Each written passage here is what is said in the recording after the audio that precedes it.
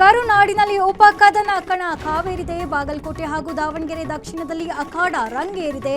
ಆಡಳಿತಾರೂಢ ಕಾಂಗ್ರೆಸ್ ಹಾಗೂ ಪ್ರತಿಪಕ್ಷ ಬಿಜೆಪಿ ನಾಯಕರು ನಾನಾ ತಂತ್ರ ಪ್ರತಿತಂತ್ರಗಳನ್ನ ಮಾಡ್ತಿದ್ದಾರೆ. ಸಿಎಂ ಸಿದ್ದರಾಮಯ್ಯ ಎರಡೂ ಕಡೆ ಕಾಂಗ್ರೆಸ್ ಗೆಲ್ಲುವ ವಿಶ್ವಾಸ ವ್ಯಕ್ತಪಡಿಸಿದ್ದಾರೆ. ಮಾಜಿ ಸಿಎಂ ಯಡಿಯೂರಪ್ಪ ಕೂಡ ಗೆಲುವು ನಮ್ಮದೇ ಅಂತ ಹೇಳಿದ್ದಾರೆ. ಈ ಮಧ್ಯೆ ಕೇಂದ್ರ ಸರ್ಕಾರದ ವಿರುದ್ಧ ಸುರ್ಜೇವಾಲಾ ಅಬ್ಬರಿಸಿದ್ದಾರೆ.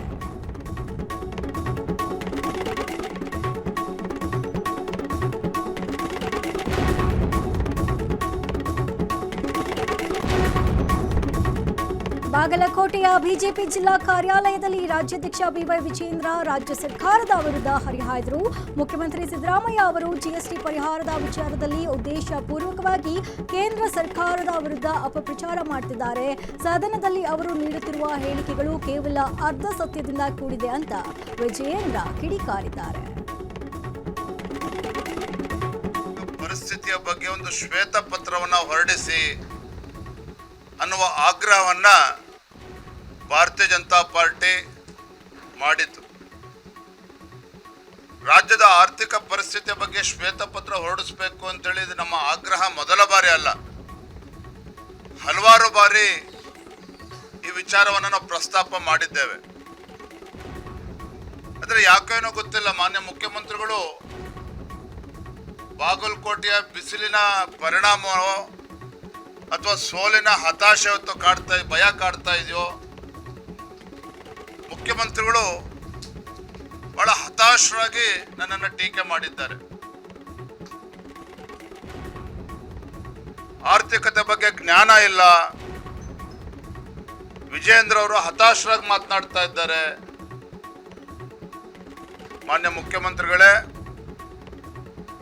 ರಾಜ್ಯದ ಅಧ್ಯಕ್ಷನಾಗಿ ಗೌರವಾನ್ವಿತ ಹಣಕಾಸಿನ ಸಚಿವರು ಆಗಿರುವಂಥ ಮಾನ್ಯ ಮುಖ್ಯಮಂತ್ರಿಗಳಲ್ಲಿ ನಾನು ಇವತ್ತು ಕೂಡ ಮತ್ತೊಮ್ಮೆ ಆಗ್ರಹ ಪಡಿಸ್ತಾ ಇದ್ದೇನೆ. ರಾಜ್ಯದ ಉಪಚುನಾವಣೆ ಕಣ ದಿನದಿಂದ ದಿನಕ್ಕೆ ರಂಗೇರ್ತಾ ಇದೆ. ಆದರೆ ಹಸ್ತಪಾಳಯಕ್ಕೆ ಈಗ ಹೊಸ ತಲೆನೋವು ಶುರುವಾಗಿದೆ. ದಾವಣಗೆರೆ ಜಿಲ್ಲೆಯ ಪ್ರವಾಸದಲ್ಲಿರುವ ಕೆಪಿಸಿಸಿ ಅಧ್ಯಕ್ಷ ಡಿಕೆ ಶಿವಕುಮಾರ್ಗೆ ಮುಸ್ಲಿಂ ಸಮುದಾಯದ ಪ್ರತಿಭಟನೆಯ ಬಿಸಿ ತಟ್ಟಿದೆ. ಮುಸ್ಲಿಂ ಸಮುದಾಯಕ್ಕೆ ಕಾಂಗ್ರೆಸ್ ಟಿಕೆಟ್ ನೀಡಿದ ಹಿನ್ನೆಲೆ ಕಾರ್ಯಕರ್ತರು ರೊಚ್ಚಿಗೆದ್ದಿದ್ದಾರೆ.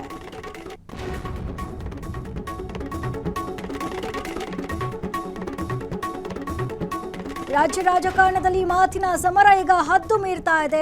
ಬಿಜೆಪಿ ನಾಯಕರನ್ನ ಕೋತಿಗಳು ಮತ್ತು ಅಯೋಗ್ಯರು ಅಂತ ಕರೆದಿದ್ದಾರೆ ಎನ್ನಲಾದ ಶಾಸಕ ಪ್ರದೀಪ್ ಈಶ್ವರ್ ವಿರುದ್ಧ ಬಿಜೆಪಿ ಶಾಸಕ ಸಿಕೆ ರಾಮಮೂರ್ತಿ ತೀವ್ರ ಆಕ್ರೋಶ ವ್ಯಕ್ತಪಡಿಸಿದ್ದಾರೆ.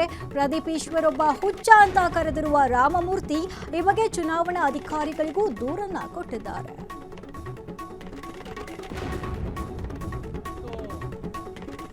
ಕರ್ನಾಟಕದ 2 ಕ್ಷೇತ್ರ ಉಪಚುನಾವಣೆ ಏನಿದೆ, ದಾವಣಗೆರೆ ಮತ್ತು ಬಾಗಲಕೋಟೆ 2 ಕ್ಷೇತ್ರಗಳ ಬಗ್ಗೆ ಕೆಲವರು ಪ್ರದೀಪ್ ಈಶ್ವರ್ ಅವನೇ ನಿಜವಾದ ಹುಚ್ಚ, ಈ ಪ್ರದೀಪ್ ಈಶ್ವರು ಬಿ ಜೆ ಪಿಯ ನಾಯಕರನ್ನ ಕೋತಿಗಳು ಅಯೋಗ್ಯರು ಅಂತ ಏನು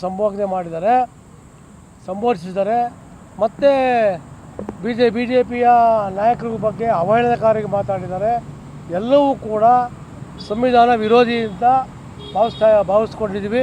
ನಮ್ಮ ಹರೀಶ್ ಅವರು ಮತ್ತು ಲೀಗಲ್ ಸೆಲ್ನ ಎಲ್ಲ ನಮ್ಮ ರಾಜ್ಯದ ಪ್ರಮುಖರು ಇವತ್ತು ಬಂದು ದೂರನ್ನು ಕೊಡ್ತಾ ಇದ್ದೀವಿ ನಾವು.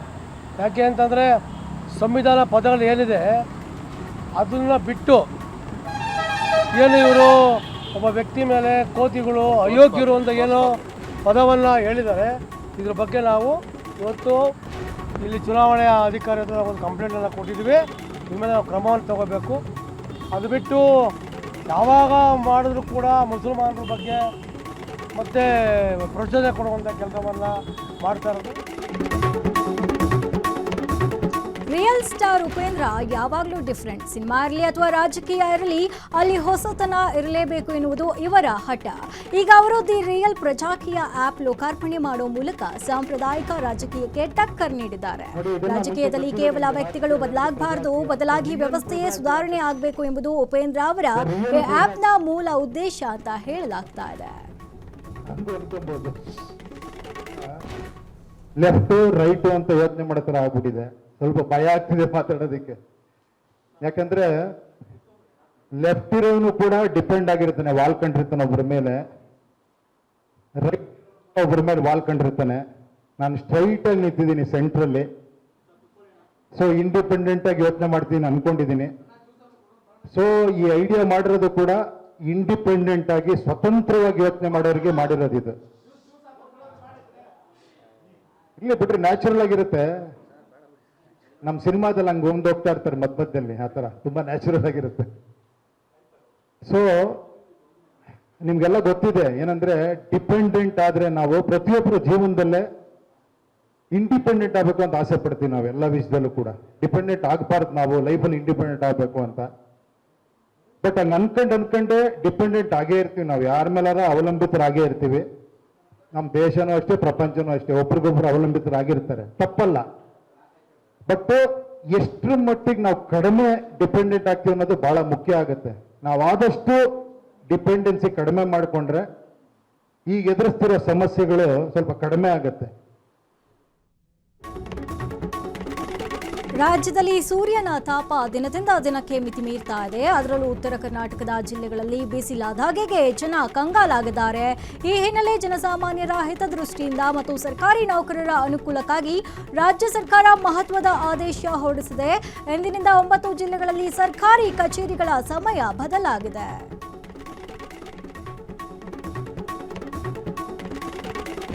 ಕಲಬುರಗಿ ಮಹಾನಗರ ಪಾಲಿಕೆಯ 2026-27ನೇ ಸಾಲಿನ ಬಜೆಟ್ ಮಂಡನೆಗೂ ಮುನ್ನ ಇತ್ತೀಚೆಗಷ್ಟೇ ಇಸ್ರೇಲ್ ಮತ್ತು ಅಮೆರಿಕದ ಜಂಟಿ ವೈಮಾನಿಕ ದಾಳಿಯಲ್ಲಿ ಹತ್ಯೆಗೀಡಾದ ಇರಾನ್ನ ಪರಮೋಚ್ಚ ನಾಯಕ ಅಯೋತಲ್ಲಾ ಅಲಿ ಖಮೇನಿಗೆ ಪಾಲಿಕೆ ಸದಸ್ಯರು ಸಂತಾಪ ಸೂಚಿಸಿದ್ದಾರೆ. ಬಜೆಟ್ ಚರ್ಚೆಗಿಂತ ಮುಂಚೆಯೇ ನಡೆದ ಈ ಸಂತಾಪ ನಿರ್ಣಯ ಈಗ ಎಲ್ಲರ ಗಮನ ಸೆಳೆದಿದೆ.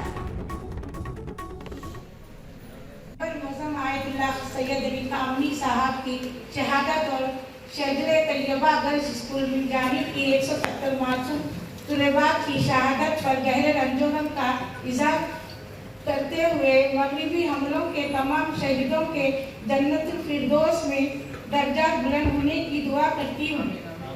इस दुआ के साथ मैं इन बुजुर्ग गिराना हमलों की भी पुरज़ोमत करती हूँ।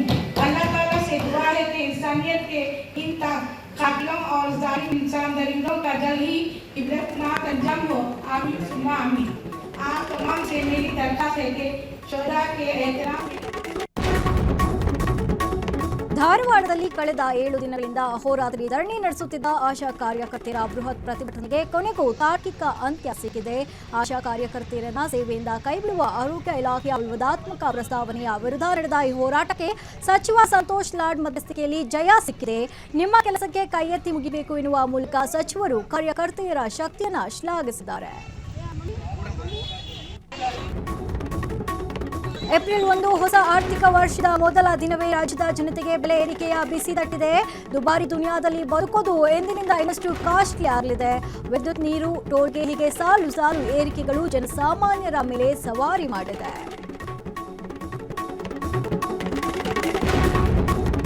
ಹೋಟೆಲ್ ಮತ್ತು ವಾಣಿಜ್ಯ ಉದ್ದೇಶದ ಬಳಕೆದಾರರಿಗೆ ತೈಲ ಸಂಸ್ಥೆಗಳು ಶಾಕ್ ನೀಡಿದೆ.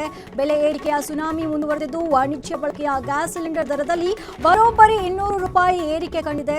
ಹೋಟೆಲ್ ತಿಂಡಿ ತಿನಿಸುಗಳ ಮೇಲೆ ಏರಿಕೆಯ ಆತಂಕ ಈಗ ಮನೆ ಮಾಡಿದೆ.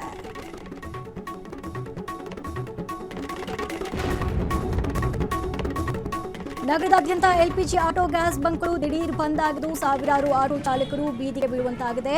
ಸರ್ಕಾರದ ಮಟ್ಟದಲ್ಲಿ ಗ್ಯಾಸ್ ಸರಬರಾಜಿನಲ್ಲಿ ಯಾವುದೇ ವ್ಯತ್ಯಯ ಇಲ್ಲ ಅಂತ ಇದ್ರೂ ವಾಸ್ತವದಲ್ಲಿ ಕಲಬುರಗಿಯ ಬಂಕ್ಗಳ ಮುಂದೆ ನೋ ಸ್ಟಾಕ್ ಬೋರ್ಡ್ಗಳು ರಾರಾಜಿಸ್ತಾ ಇದೆ.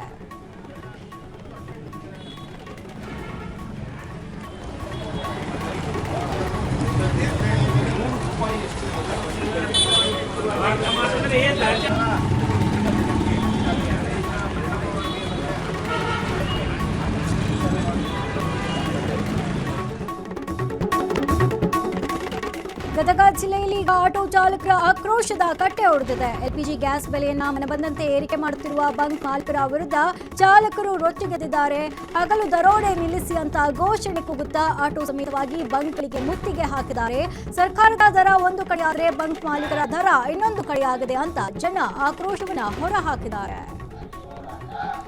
ಎಲ್ಪಿಜಿ ದರ ಏರಿಸುತ್ತಿರುವ ಗ್ಯಾಸ್ ಮಾಲೀಕರಿಗೆ ಧಿಕ್ಕಾರ. ಎಲ್ಪಿಜಿಗಾಗಿ ಹೋರಾಟ, ನ್ಯಾಯಕ್ಕಾಗಿ ಹೋರಾಟ, ಯಾತಕ್ಕಾಗಿ ಹೋರಾಟ, ನ್ಯಾಯಕ್ಕಾಗಿ ಹೋರಾಟ, ಎಲ್ಲಿವರೆಗೂ ಹೋರಾಟ, ಗೆಲ್ಲುವವರೆಗೂ ಹೋರಾಟ.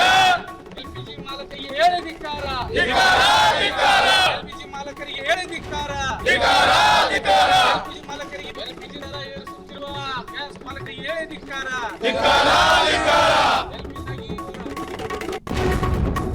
ಯಾದಗಿರಿ ಜಿಲ್ಲೆಯಲ್ಲಿ ಈಗ ಬಿಸಿಲಿನ ಧಗೆಯ ಜೊತೆಗೆ ಸಿಲಿಂಡರ್ ಅಭಾವದ ಕಿಚ್ಚು ಕೂಡ ಜೋರಾಗಿದೆ. ಶಹಾಪುರ ತಾಲೂಕಿನ ದೋರನಹಳ್ಳಿ ಗ್ರಾಮದಲ್ಲಿ ಗೃಹ ಬಳಕೆಯ ಎಲ್ಪಿಜಿ ಸಿಲಿಂಡರ್ ಪಡೆಯಲು ಗ್ರಾಹಕರು ಹೈರಾಣಾಗ್ತಾ ಇದ್ದಾರೆ. ಬೆಳ್ಳಂಬೆಳಗ್ಗೆ ಏಜೆನ್ಸಿ ಮುಂದೆ ನೂರಾರು ಸಿಲಿಂಡರ್ಗಳನ್ನ ಸಾಲಾಗಿ ಇಟ್ಟು ಜನ ಕಾದು ಕುಳಿತಿದ್ದಾರೆ.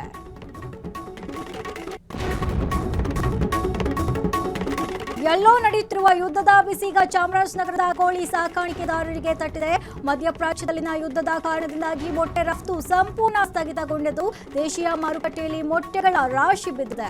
ಇದರ ನೇರ ಪರಿಣಾಮ ಎಂಬಂತೆ ಮೊಟ್ಟೆ ದರದಲ್ಲಿ ಭಾರಿ ಕುಸಿತ ಕಂಡಿದ್ದು ಗ್ರಾಹಕರಿಗೆ ಇದು ಖುಷಿಯ ಸುದ್ದಿಯಾದರೂ ಪೌಲ್ಟ್ರಿ ಉದ್ಯಮ ಮಾತ್ರ ಅಕ್ಷರಶಃ ಬೀದಿಗೆ ಬಿದ್ದಿದೆ. ಈಗ ರೈಟು ಕಮ್ಮಿ ಆಗಿದೆ, ಸದ್ಯಕ್ಕೆ ಮುಂದಕ್ಕೆ ಸ್ಟಡಿ ಆಗೋಂಥ ಚಾನ್ಸಸ್ ಇದೆ. ಜನಗಳ ವ್ಯಾಪಾರದ ಮೇಲೆ ಈ ಮಾರ್ಕೆಟ್ ಈಗ ಹೊರದೇಶಕ್ಕೆಲ್ಲ ಹೋಗ್ತಿತ್ತು ಸರ್, ಹೋಗ್ತಿದೆಯಾ ಅದು ಹೋಗ್ತಿಲ್ವಾ? ಸದ್ಯಕ್ಕೆ ಈಗ ಡಿಫಿಕಲ್ಟ್ ಇರೋದ್ರಿಂದ ಹೋಯ್ತಾ ಇಲ್ಲ. ಬಟ್ ದೇಶೀಯ ಮಾರ್ಕೆಟಲ್ಲಿ ಮೊಟ್ಟೆ ಪ್ರೊಡಕ್ಷನ್ ಇಂಪ್ರೂವ್ಮೆಂಟ್ ಆಗ್ತಾ ಇರೋದ್ರಿಂದ ಜನಗಳ ಕನ್ಸಂಪ್ಷನ್ ತಿಂದಾದ್ರಿಂದ ಮುಂದಕ್ಕೆ ಅನುಕೂಲ ಆಗುತ್ತೆ. ಯಾವುದೇ ಪದಾರ್ಥ ಜನಗಳ ವಿಶ್ವಾಸ ಹೊಂದಿರೋದ್ರಿಂದ ಜನಗಳು ಯಾವ ರೀತಿ ಕೋಆಪರೇಷನ್ ಕೊಡ್ತಾರೆ ಆ ರೀತಿಯಾಗಿ ಮಾರ್ಕೆಟ್ ಮುಂದೆ ಹೋಗುತ್ತೆ. ಇವತ್ತು ಡೌನ್ ಆಗಿ ಇಸ್ರೇಲ್, ಅಮೆರಿಕ ಮತ್ತು ಇರಾನ್ ನಡುವಿನ ಯುದ್ಧದ ಭೀತಿಯಿಂದಾಗಿ ಪಶ್ಚಿಮ ಏಷ್ಯಾದಲ್ಲಿ ಉಂಟಾಗಿರುವ ಉದ್ವಿಗ್ನತೆಯನ್ನು ಶಮನಗೊಳಿಸಲು ಚೀನಾ ಮತ್ತು ಪಾಕಿಸ್ತಾನ ಜಂಟಿಯಾಗಿ ಮಹತ್ವದ ಹೆಜ್ಜೆಯನ್ನಿಟ್ಟಿದೆ. ಮಾರ್ಚ್ 31, 2026ರಂದು ಬೀಜಿಂಗ್ನಲ್ಲಿ ನಡೆದ ಉನ್ನತ ಮಟ್ಟದ ಸಭೆಯ ನಂತರ ಎರಡೂ ದೇಶಗಳು 5 ಅಂಶಗಳ ಶಾಂತಿ ಯೋಜನೆಯನ್ನು ಪ್ರಕಟಿಸಿದೆ.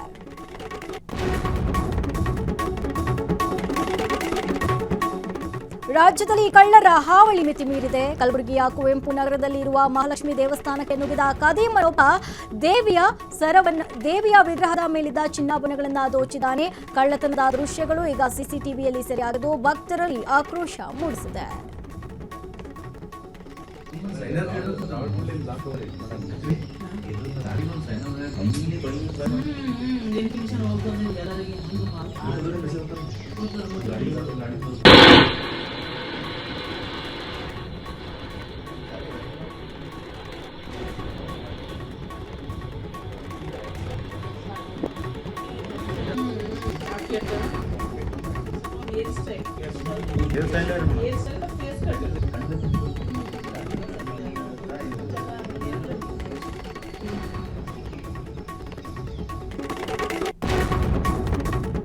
ಚಿತ್ರದುರ್ಗ ಜಿಲ್ಲೆಯಲ್ಲಿ ಈಗ ಬಗೆದಷ್ಟು ಬಯಲಾಗ್ತಾ ಇದೆ ಅಕ್ರಮ ಮರಳು ದಂಧೆಯ ಕರಾಳ ಮುಖ.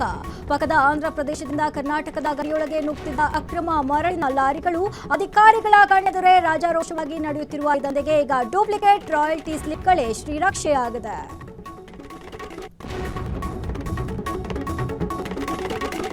ಕೋಲಾರ ಜಿಲ್ಲೆಯ ಕೆಜಿಎಫ್ ತಾಲೂಕಿನ ಹುಲ್ಕೂರು ಗ್ರಾಮದಲ್ಲಿ ಈಗ ಸ್ಮಶಾನದ ಜಾಗಕ್ಕಾಗಿ ಯುದ್ಧ ಶುರುವಾಗಿದೆ. ಗ್ರಾಮದ ಸರ್ವೆ ನಂಬರ್ 11ರಲ್ಲಿ ಇದ್ದ 1 ಎಕರೆ 34 ಗುಂಟೆ ಸ್ಮಶಾನಕ್ಕೆ ಸೇರಿದ ಜಾಗವನ್ನು ಅದೇ ಗ್ರಾಮದ ನಿವಾಸಿ ಹಾಗೂ ಪಿಡಿಒ ಸಂಘದ ಜಿಲ್ಲಾಧ್ಯಕ್ಷ ಮಹೇಶ್ ಕುಮಾರ್ ಎಂಬುವರು ಅಕ್ರಮವಾಗಿ ಕಬಳಿಸಿದ್ದಾರೆ ಅಂತ ಗ್ರಾಮಸ್ಥರು ಗಂಭೀರ ಆರೋಪ ಮಾಡಿದ್ದಾರೆ. 2015ರಲ್ಲಿ ಚಾಮರಾಜನಗರದಲ್ಲಿ ಕನ್ನಡಾಭಿಮಾನದ ಕಿಚ್ಚು ಜೋರಾಗಿದೆ. ನಗರದ ಪ್ರಮುಖ ಆಕರ್ಷಣೆಯಾದ ಚಾಮರಾಜೇಶ್ವರ ಉದ್ಯಾನವನದಲ್ಲಿ ಸೇವಾ ಭಾರತಿ ಪಬ್ಲಿಕ್ ಶಾಲೆ ಹಾಕಿದ ಬೋರ್ಡ್ನಲ್ಲಿ ಇಂಗ್ಲಿಷ್ ಅಕ್ಷರಗಳ ರಾರಾಜಿಸುವಿಕೆಗೆ ಕನ್ನಡ ಪರ ಹೋರಾಟಗಾರರು ಬ್ರೇಕ್ ಹಾಕಿದ್ದಾರೆ. ಇಂಗ್ಲಿಷ್ ನಾಮಫಲಕಗಳಿಗೆ ಕಪ್ಪು ಮಸಿ ಬಳಿದು ಬೋರ್ಡ್ಗಳನ್ನು ಹರಿದು ಹಾಕುವ ಮೂಲಕ ತಮ್ಮ ಆಕ್ರೋಶ ಹೊರಹಾಕಿದ್ದಾರೆ.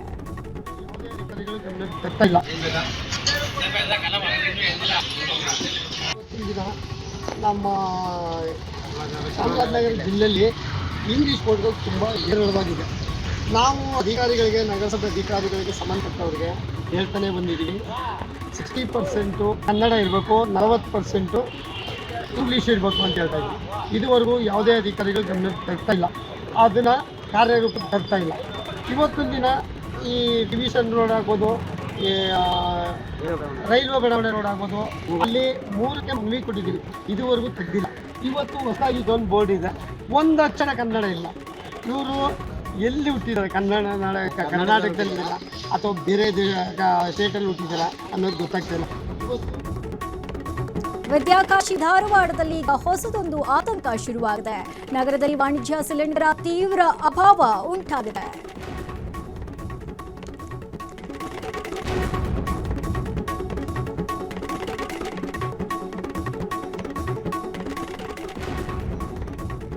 ಆಹಾರ ಸಚಿವರು ಸರಬರಾಜು ಹೆಚ್ಚಳ ಮಾಡಿದ್ದೇವೆ ಅಂತಾದ್ರೂ ವಾಸ್ತವದಲ್ಲಿ ಧಾರವಾಡದ ವಿದ್ಯಾರ್ಥಿ ನಿಲಯಗಳಲ್ಲಿ ಒಲೆ ಉರಿತಾ ಇಲ್ಲ.